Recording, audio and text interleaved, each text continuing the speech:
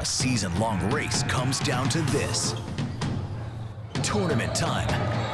300 teams enter. 10 teams leave cutting down nets and carrying gold balls. Tonight, we break down the matchups, the tournament storylines, and reveal the semifinalist for Mr. and Miss Basketball. From Channel 8, this is a Maine's Total Coverage Special, the Hoops 8 Tournament Preview Show. Here's Sports Director Travis Lee. Hey, good evening to you, and thanks for joining us for our look ahead to a winter tradition like no other in Maine, the tournament.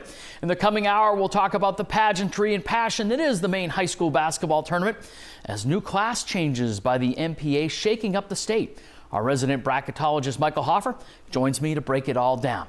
A full reminder for the best in tournament coverage, join us every night of the tournament at 11 o'clock for all the recaps, storylines from the prelims to the state finals. Hoops 8, only on WMTW. Stay up late for Hoops 8. Now back to those changes for this year. 20 teams played in state finals last year. 10 of them are now in new classes. Falmouth, Mount Ararat, and Biddeford all went up in class. Caribou won the B championships in boys and girls. They now reside in Class C. Mount Abram, a C boys winner, now in Class D. And the Valley girls from Class D to the new sub 100 Class S.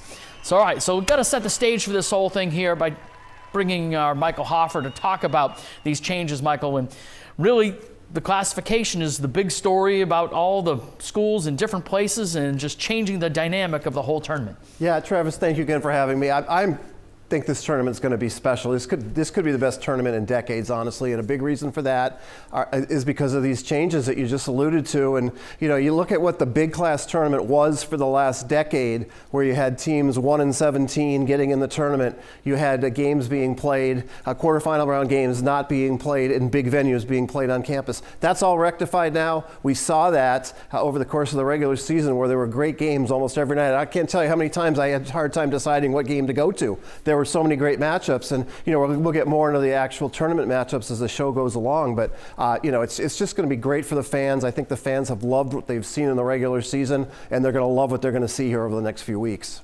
It should be great stuff, Michael. We're looking forward to it. And of course, the finals this year, Class B this year on Friday night in Bangor. Class A is Saturday night, February 28th in Portland. And a full day in Augusta for the state finals with the C, D, and Class S championships Saturday the 28th. Now, above all, the tournament is about connections between communities, connections between players. Like here, the split image of Bonnie Eagles varsity flashing back to 4th grade. Like so many teams, lifelong friends bonded by basketball, the Scots recreated this for their media day. A picture of this year's seniors as 4th graders. Remarkably, 9 of the 10 players from that 4th grade team still playing basketball as 12th graders. I mean, we've been playing together since 4th grade, so, you know, we just know, like, everyone knows what to do, and we're all just in sync with each other. Just think about, you know, all the times that we've had so much fun playing basketball, and just one last ride together means a lot to me. I bet it means a lot to those guys, too. All right, similar stories playing out at other schools with all those deep connections, and the connections running even deeper in Sanford, where 3 Gendron brothers have led the Spartans to their best season since 1991. Gendron to Gendron. Gendron to Gendron. It's something Sanford fans have seen a lot of this year. Sophomore Luke and senior twins Caden and Dylan have put their intuition on display on the court.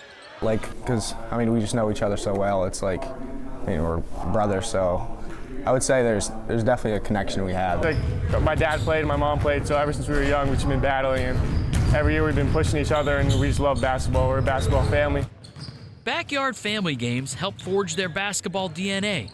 The twins versus younger brother Luke and their older brother Liam.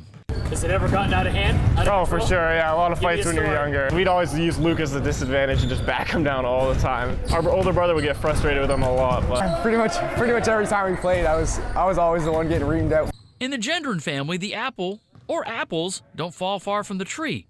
Father Keith was Mr. Basketball at Sanford in 1992. There's definitely people that said how good our dad was and how we remind them of him. So yeah, definitely that. Is that cool? Yeah, that's fun. Fun to get compliments from people like that. The clock is ticking on this special season for the Gendrons, and they're hoping to make it last as long as they can. What's the best way this story could end? For me, is definitely winning that gold ball. I mean, I think that's just kind of the cherry on top of all this. So. I've always thought about that, winning that state chip. It'd be such a great feeling to win it with them, get to celebrate that with them and my family. So, and this team, we played together since 3rd grade, most of us. Certainly a great story of the Sanford Spartans this year. Later in the show, we'll break down Sanford's chances in the Class A tournament. We start our analysis in Class C with the girls. Unbeaten Mananoquoc up in the north behind Addison Sear is the top seed in the C North tournament. A number of southern schools could reach the title game. Winslow won double-digit games and can beat you when they're hot from the outside. Julian Smith gives Oak Hill a reliable score for the 12-win Raiders. Wells won 16 games. Megan Mertens is one of the Western Maine Conference's top scorers, and Peyton Fazina fills the stat sheet for the Warriors. Maranacook's 3 losses came over the course of 6 days. Alice Farron and Celia Bergdahl give the Black Bears 2 experienced scorers. Spruce Mountain can play in half court and up-tempo to win.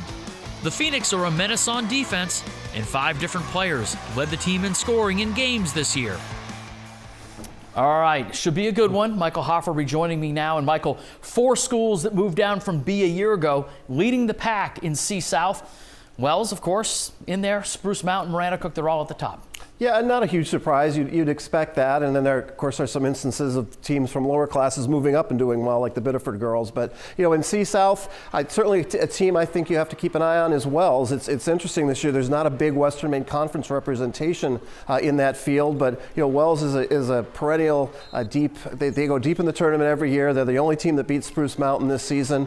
And they'll have to take their show to Augusta this year. But I think they're a team that'll be right there. And certainly Maranacook has had their share of postseason success in a lot of sports too, so they'll be heard from in the weeks to come. Dirigo's got to win its way into the quarterfinals, but they have a player in Abby Wazinski who had a 50-point game this year.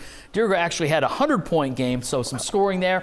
And with Spruce Mountain, Maddie Grimaldi was the player of the year in that conference a year ago, coming back from an ACL surgery, and she is looks like she's turning it on, and certainly a player that could take over that entire tournament as we look forward to the C South playoffs. Now, in Class S South, Valley will try to get back to its 3rd straight state title game.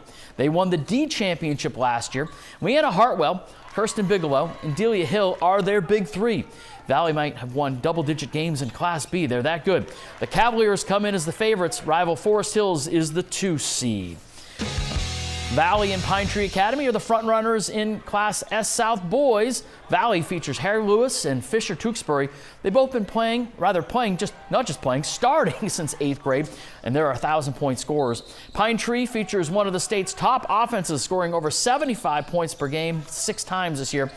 You could get 190 combined points if Pine Tree and Valley were to meet in a regional final.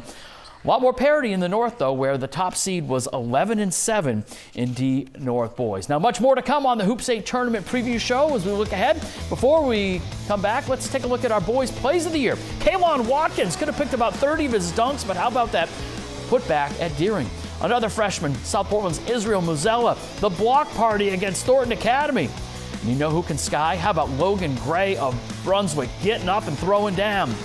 How about some buzzer beaters? Ernie Dorr, the fadeaway 3 for Biddeford to end the quarter against Noble. And Nolan Ames just the other night with back-to-back buzzer beaters in the last regular season game against Brewers. Some good stuff there. More good stuff when we come back on the tournament preview show.